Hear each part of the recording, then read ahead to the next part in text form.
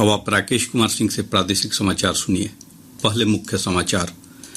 प्रधानमंत्री नरेंद्र मोदी आज दिन के 11 बजे आकाशवाणी से मन की बात कार्यक्रम में देश विदेश के लोगों के साथ अपने विचार साझा करेंगे। पूरा प्रदेश भीषण गर्मी और लू की चपेट में, जनजीवन अस्त व्यस्त। नालंदा के कराय परसुराय में अधिकतम तापमान 45.6 डिग्री सेल्सियस दर्ज किया गया। लू लगने से नवादा में 2 लोगों की मौत। भीषण गर्मी से अस्पतालों में बीमार मरीजों की संख्या बढ़ी। और हिंदुस्तानी आवाम मोर्चा की राष्ट्रीय कार्यकारिणी की बैठक कल। महागठबंधन में बने रहने को लेकर होगा निर्णय। अब समाचार विस्तार से। प्रदेश में भीषण गर्मी और लू के कारण जनजीवन अस्त व्यस्त है। अधिकांश जिलों में भीषण लू की स्थिति बनी हुई है। मौसम विभाग ने रात का तापमान अधिक होने के कारण कई जिलों में वार्म नाइट का अलर्ट भी जारी किया है। राज्य के 10 से अधिक जिलों में अधिकतम तापमान 44 डिग्री सेल्सियस के पार चला गया है।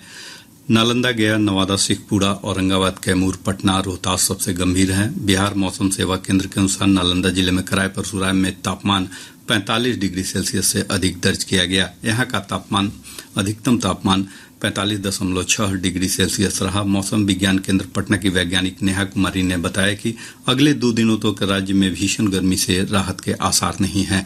3 दिनों के बाद अधिकतम तापमान में कमी आने की संभावना है। अगले 24 घंटों के दौरान राज्य के उत्तर पूर्व भाग के जिलों में अगले 24 घंटों के दौरान मध्य एवं दक्षिणी बिहार में सतही हवा की गति 20 से 30 किलोमीटर प्रति घंटे तथा झोंके के साथ 35 किलोमीटर प्रति घंटे रहने की संभावना है। राज्य में अगले 2 दिनों में अधिकतम तापमान में कोई विशेष परिवर्तन की संभावना नहीं है। तत्पश्चात अगले 2 दिनों में 2 से 4 डिग्री सेल्सियस की कमी का पूर्वानुमान है।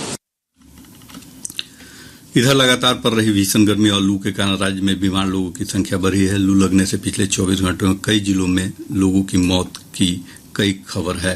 राज्य सरकार की ओर से मृतकों की संख्या की आधिकारिक पुष्टि नहीं की गई है। इधर नवादा के प्रशासन ने लू से 2 लोगों के मरने की पुष्टि की है। गर्मी के प्रकोप के कारण अस्पताल में भर्ती होने वाले मरीजों की संख्या में अचानक बढ़ोतरी हो गई है। ज्यादा मामले तेज बुखार के सामने आ रहे हैं। आपदा प्रबंधन विभाग ने भीषण गर्मी को देखते हुए लोगों से दिन के समय में तेज धूप में नहीं निकलने की अपील की है। लू से बचने को लेकर लोगों से भरपूर पानी पीने और ढीले ढाले कपड़े पहनने की अपील की गई है। लगातार पड़ रही तेज गर्मी के कारण राज्य के पहाड़ी क्षेत्रों में पेयजल संकट की स्थिति उत्पन्न हो गई है। मैदानी इलाकों में भी जल स्तर गिरने से कई इलाकों में पीने के पानी की समस्या पैदा हो गई है। तेज गर्मी के साथ राज्य में बिजली आपूर्ति की व्यवस्था भी चरमराई है। ग्रामीण क्षेत्रों में बड़े पैमाने पर लोड शेडिंग के कारण लोग परेशान हैं। स्वास्थ्य विभाग के अपर मुख्य सचिव प्रत्यय अमृत ने कहा है कि लू और भीषण गर्मी से बीमार होने वाले लोगों की संख्या में बढ़ोतरी को देखते हुए सभी अस्पतालों में बेड आरक्षित करने के निर्देश दिए गए हैं। ऐसे मामलों में प्राथमिकता के तौर पर इलाज उपलब्ध कराने को कहा गया है ताकि समय पर सुविधा उपलब्ध कराकर लोगों की जान बचाई जा सके। वरिष्ठ चिकित्सक और नवादा के सिविल सर्जन डॉक्टर रामकुमार प्रसाद ने बताया कि भीषण गर्मी से बचाव को लेकर लोगों को विशेष सावधानी बरतने की जरूरत है। इस दौरान खूब पानी पीना चाहिए और ढीले ढाले कपड़े पहनने की जरूरत है।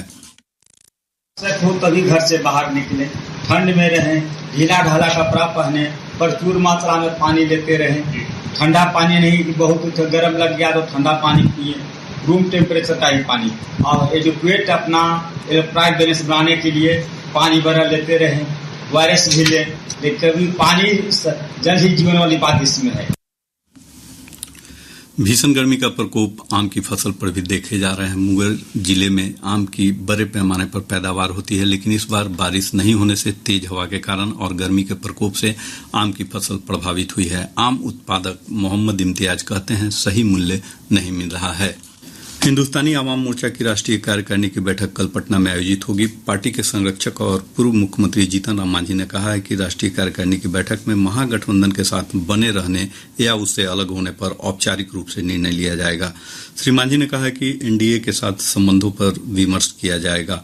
उन्होंने कहा कि प्रदेश के राजनीतिक हालात तेजी से बदल रहे हैं, जिसमें हम की भूमिका महत्वपूर्ण हो गई है। श्री मांझी ने कहा कि पार्टी जन कल्याण से जुड़े मुद्दे को लेकर गंभीर है और इन्हीं मुद्दों के आधार पर अपनी राजनीति तय करेगी। बैठक के बाद श्री मांझी का नई दिल्ली जाने का भी कार्यक्रम है, जहां वे भाजपा के वरिष्ठ नेताओं से मुलाकात करेंगे।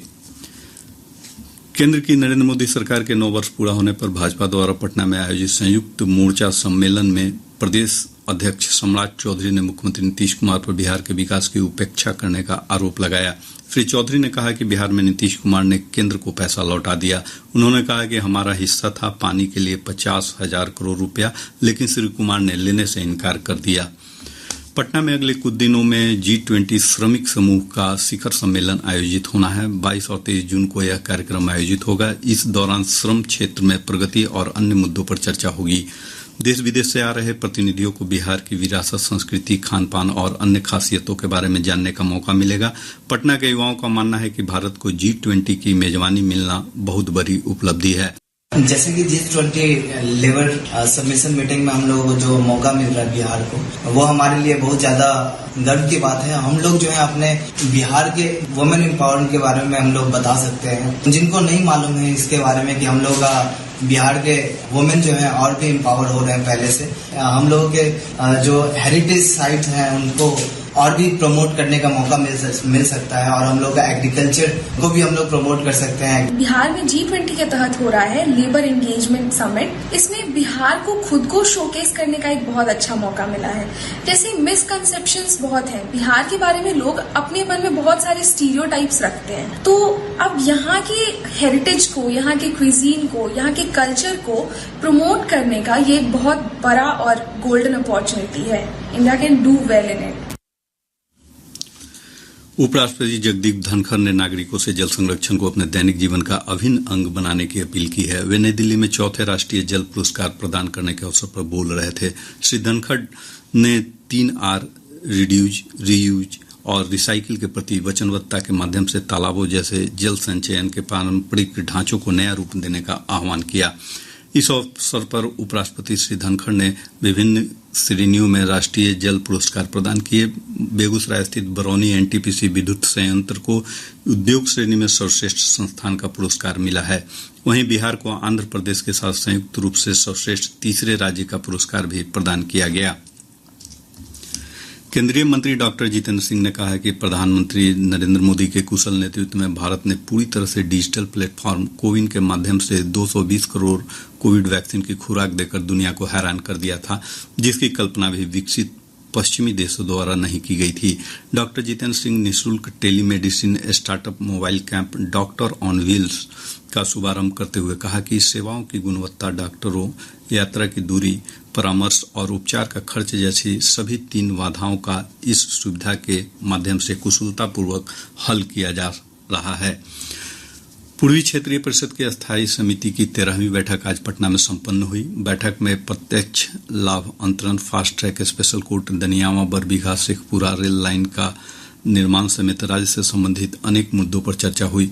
मुख्य सचिव आमिर सुबहानी की अध्यक्षता में हुई बैठक में बिहार, झारखंड, ओडिशा और पश्चिम बंगाल के अधिकारियों ने गुड प्रैक्टिसेस से संबंधित 3 बिंदुओं पर विचार विमर्श किया। क्षेत्रीय परिषद के विभिन्न सदस्यों ने अनेक विवादास्पद मामलों को आपसी समझ के आधार पर सुलझा लिया है, जबकि कई अनसुलझे मुद्दों को अगली बैठक में रखने से संबंधित प्रस्ताव भी पारित किए गए हैं। अब पटना से प्रकाशित प्रमुख समाचार पत्रों की सुर्खियां।